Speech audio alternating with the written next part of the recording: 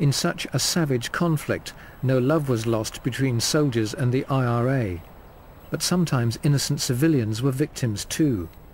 In this graveyard in the village of Dunloy, an SAS operation ended in tragedy.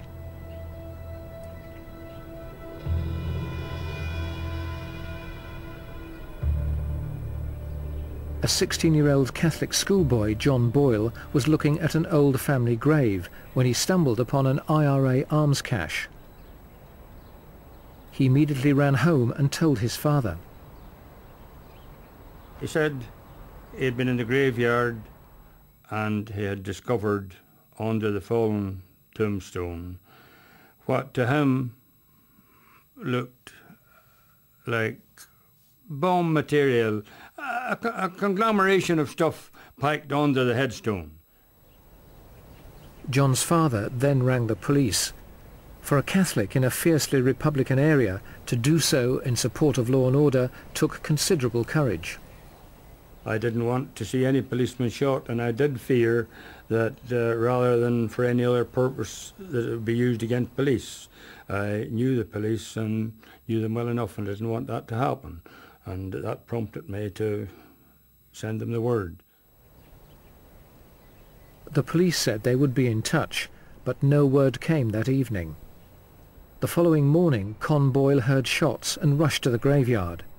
The SAS had shot his son dead.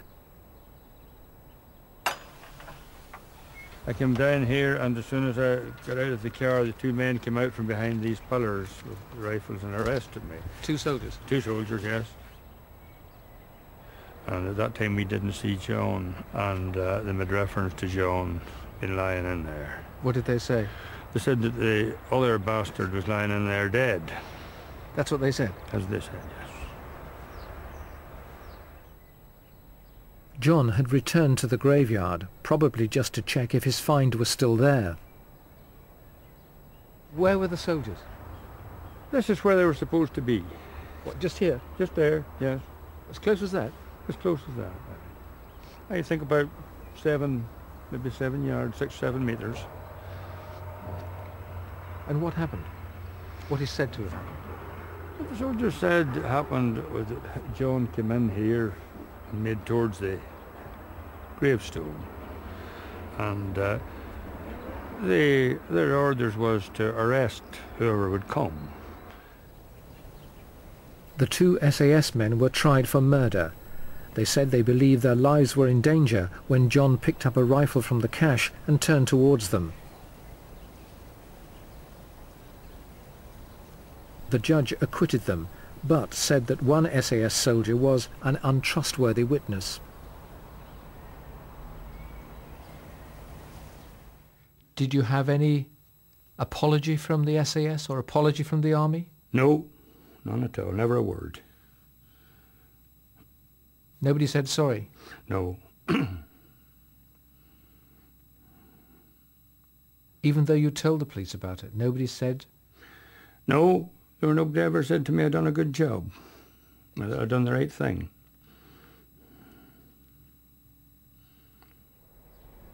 The tragic death in the village graveyard convinced nationalists that the Brits were operating a shoot-to-kill policy, with the SAS pulling the trigger. What was your view of the SAS? Well, it would have been easy to have arrested John. It should have been easy to have arrested John. They didn't do it. And I didn't think much about them at the time, but as time went on and you watched what was happening around, the SAS didn't arrest very many. In Dunloy, the killing of John Boyle hardened support for the IRA. On a later occasion, there was intelligence that the IRA was about to mount an operation. The Det had bugged one of the IRA's weapons and placed a house under surveillance. Frank and his partner Paul had moved in to watch from a building site opposite the newly built house. We were wearing just civilian clothes, so that if we were seen, people would think we were nicking lead or bricks or whatever. Acting the part of just yobbos, basically.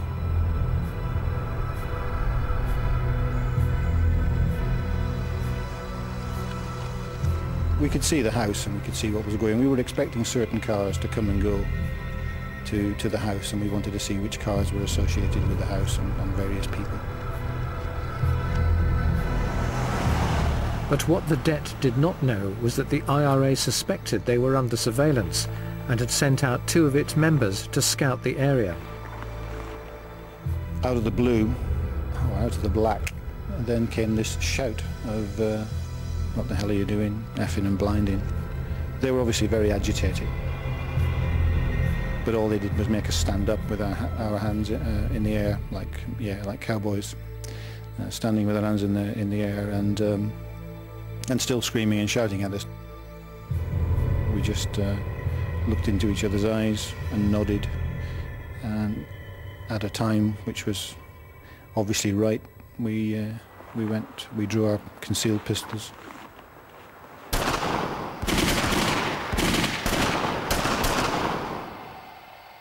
You aim for the centre of the observed mass, which in this case is, the torso of a man, because he's trying to do the same to you. And you fire as many rounds as you can and get him down, which is what we did. But the guy with the submachine gun, he was hit, and as he went down, he fired, I think it was 13 rounds. I used to think it was unlucky, 13. 3 of the rounds hit me, 1 through my knee, 1 through my thigh, and 1 through my back. The other 4 or 5 rounds that he fired hit Paul high in the chest, and I think he was probably killed immediately. But the 2 IRA men were still alive. And then I could hear the 2, Hogan and Martin. They weren't dead. They weren't exactly talking, but they were making a noise. So I think I'd still got some rounds left in my Browning, so I fired a couple more rounds into them. Frank radioed the Det backup team that was only a few minutes away. And then the car team arrived. The guys arrived, and they came forward. I indicated to them 2 terrorists to the front. They could have still been capable of putting rounds down. So they finished them off? So the guys came in and put rounds into them. Finished them off? It's, you win the firefight, and that's it. But they're wounded, they could have been arrested, couldn't they? Yeah, but you don't know that, do you? Far better for them to be dead than us. Martin's parents didn't know he'd joined the IRA. Hogan was from a staunch Republican family. At the funeral, Jerry Adams said they were freedom fighters murdered by a British terror gang.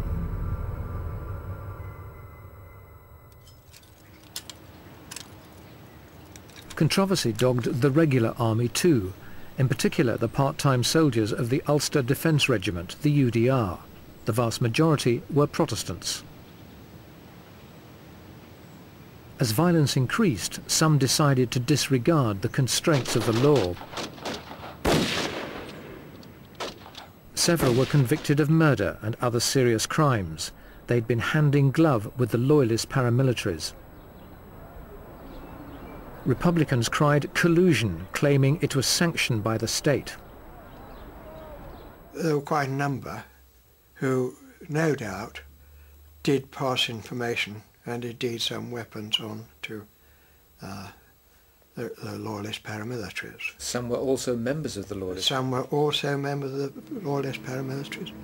At the same time as they were members of the British Army, the UDR? Yeah. And that caused you concern? Yes. It caused everybody concern. It caused the army concern. I mean, well, it wasn't us at Stormont Castle. I mean, it was concern to everybody. And there were elements in the RUC too who had dual membership. There were policemen who were also members of the UEF. There were a lot of funny people all over the place. There's no doubt about that at all. Some were known and some were not known. And some were weeded out and some were not weeded out.